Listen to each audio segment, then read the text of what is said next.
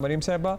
ज़ाहिर दुनिया में एक चेंजिंग वेदर पैटर्न्स बहुत अरसे से बात हो रही है। क्लाइमेट चेंज दुनिया के बड़े मुल्कों के पॉलिटिकल कैंपेन्स का भी हिस्सा है, लेकिन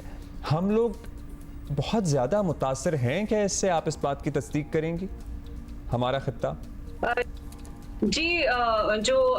जहाँ तक बात है क्लाइमेट चेंज की, आपने कनाडा की एग्जांपल भी दी है। ये तो थ्रू आउट द वर्ल्ड आप देखें कि ज्यादा फ्लडिंग जो है वो बहुत सारे इलाकों में आपको नजर आती है। मैं जिस स्टेट में इस वक्त हूँ, इसके कैपिटल में भी फ्लडिंग इस साल भी हुई है, पिछले साल भी हुई थी। इसी तरह कनाडा में अभी 30 डिग्री टेम्परेचर है, लेकिन पिछले साल आपको फॉरेस्ट फायर्स नजर आई थी। इस तरह कुछ जगहों में flooding, forest fires, heat waves, UK में भी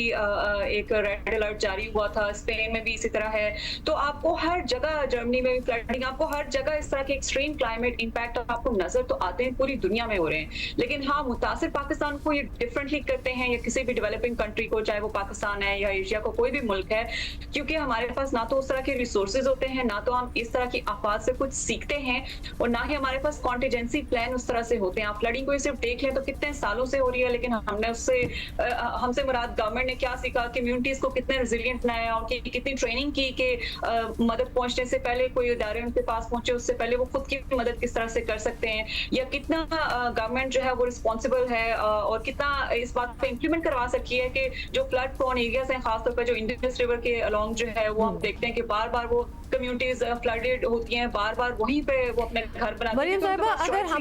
हमारी अगर हमें लगे, ऑल्दो बात बहुत होती है बिकॉज हम तो ऑब्वियसली उसके इफेक्ट से सफ़र कर रहे हैं, ये क्लाइमेट चेंज के बहुत बात होती है। शायद उस तरह फंड्स जो हैं वो मुख्तस नहीं किए जाते कुछ चेंजेस के जितने शायद करने चाहिए, बट बाकी दुनिया में भी यही हो रहा है। जैसे अगर हम कनाडा का एग्जांपल ले रहे हैं, तो क्या what changes are they making कि वो कुछ इसको कंटेन कर सकें, इस सिचुएशन को? जी हुमा, हर साल जो है वो सारे ममालिक जो है वो अपना 5 ईयर प्लान या 1 ईयर प्लान बताते हैं, जो कि कॉन्फ्रेंस ऑफ पार्टीज पे by the end of the year हर साल डिस्कस होता है, और उसमें अपनी प्रोग्रेस भी बताते हैं कि कितने परसेंट रिन्यूएबल्स की तरफ मूव कर रहे हैं और कितने परसेंट फ्यूल एमिशन को कम किया है। तो सारे ही ममालिक, खासतौर पर जो डेवलप ममालिक हैं, वो भी कोशिश कर रहे हैं। लेकिन मैंने जो एक बायस देखा है डेवलप ममालिक वर्सेस डेवलपिंग कंट्रीज में, वो ये है कि अपनी दफा तो इकोनॉमिक ग्रोथ जिन्होंने करनी थी, क्योंकि फॉसिल फ्यूल चीप होता है, वो उन्हें कर ली, लेकिन उनका ज्यादा प्रेशर अपनी एमिशंस कम करने के बजाय डेवलपिंग ममालिक जैसे कि पाकिस्तान, इंडिया या ये जो दूसरे डेवलपिंग ममालिक हैं, इन पे होता है कि आप लोग काम करें। या चाइना तो खैर इससे आगे बहुत आगे निकल चुका होता है, उनको तो एक इकोनॉमिक कॉम्पिटिशन भी चल रहा है डेवलप मुल्कों के साथ, इस वजह से भी एक अलग तरह का उनका फ्रिक्शन रहता है। लेकिन जो जिस तरह से इसके इक़दाम होने चाहिए और जिस स्पीड के साथ रिन्यूएबल्स की तरफ मूव करना चाहिए, उतना है नहीं। लेकिन पाकिस्तान के लिए ये लेसन लर्न होना चाहिए कि डेवलप ममालिक जो है वो इतना पैसा लगा के उन्हें फॉसिल फ्यूल इस्तेमाल किया और इतनी हीट वेव्स और ये क्लाइमेट चेंज के इम्पैक्ट हैं, तो हमारे पास तो अल्हम्दुलिल्लाह। मरीम साहब, हम अपने खित्ते की बात करें तो ये प्रेडिक्शन थी कि आने वाले चंद सालों में हमारा खित्ता, पाकिस्तान के बाद शहर, अभी भी हमने देखा था, मगर तारीख के रिकॉर्ड टूटे हैं टेम्परेचर को लेके, और इंडिया के बहुत सारे शहर ये इनहैबिटेबल हो जाएंगे, लोग यहाँ नहीं शायद रह सकेंगे, क्योंकि अगर मामूल के मुताबिक 50 डिग्री सेंटीग्रेड, 52 डिग्री सेंटीग्रेड चल रहा होगा, तो फिर जाहिर है सब कुछ तब्दील होगा इन इलाकों में। जी बिल्कुल, आपने सही कहा। मसला ये होता है कि जैसे जैसे ग्लोबल वार्मिंग की वजह से टेम्परेचर बढ़ रहा है, आपकी जो कंडीशंस हैं, ह्यूमिडिटी ज्यादा होती है, हॉट कंडीशंस होती हैं, तो इसी वजह से आपकी इवेपोरेशन हवा में ज्यादा होती है, वो बारिश को इंटेंस बना देती है, इनकी ज्यादा बारिश, आपकी इरेटिक रेनफॉल होता है। और उस हिसाब से जो आपके जो नाले बनाए गए थे, जो सिटी प्लानिंग ओरिजिनली कराची की या इस्लामाबाद की या बड़े शहरों की बात करें, तो जो सिटी प्लानिंग आज से 30 साल पहले या 20 साल पहले बनाई गई थी, उस तरह से बारिशों के हिसाब से नहीं बनाई गई है। तो मेरा ख्याल है कि अगर कुछ चेंजेस बेसिक किए जाएं, जैसे कि जो प्राइवेट हाउसिंग सोसाइटीज हैं उनको थोड़ा काबू करें, पानी के फ्लो के लिए जो है वो चैनल्स बनाए जाएं, जो वाटर के कैचमेंट है, पानी की वजह से कंजर्वेशन प्रैक्टिसेस जो कम्युनिटीज के हैं, हर घर में एक रूल बना दिया जाता है कि आपको पानी कैच करना है, आपको कंजर्व करना है बारिश का पानी, और कुछ जो है वो ग्राउंड में एब्जॉर्प्शन के भी कुछ तरीके बना दिए जाए, तो उसमें ना ज्यादा फंड्स लगते हैं और ना ही बहुत ज्यादा आपको कैपेसिटी उसमें चाहिए। बस ये है कि पॉलिटिकल विल और जो गवर्नमेंट के सूबाई और फेडरल लेवल पर चाहिए, वो एक चाहिए, तो उसकी वजह से चेंजेस हो सकते हैं। राइट मरियम साहबा, एक और चीज हमारी जो एक तान टूटती है ना, वो इस बात पे है कि जी हमारा ग्रीन कवर हमने बहुत कम कर दिया है। जब भी क्लाइमेट चेंज और इसकी बात होती है, हमें रिवर्स करना है, तो हम ये ज़रूर कहते हैं कि जी पौधे लगाएं, दरख्त लगाएं, और एक पूरे कैंपेन्स जो है, मुहिम जो है वो शुरू हो जाती है। यूरोप और वहाँ के ममालिक की तरफ देखें तो वो बड़े कॉन्शियस हैं अबाउट इट, वो अपना ग्रीन कवर बिल्कुल मेंटेन करते हैं, उनकी दरख्त भी होते हैं सब कुछ। अगर यूरोप में आजकल देखें उनको भी बहुत ज़्यादा टेम्परेचर्स रेज हुए हैं, जैसा हम अभी बता भी रहे थे, तो उनकी क्या वजह बनती है? चलें हमारे तो मसले हैं, वहाँ क्या हो रहा है?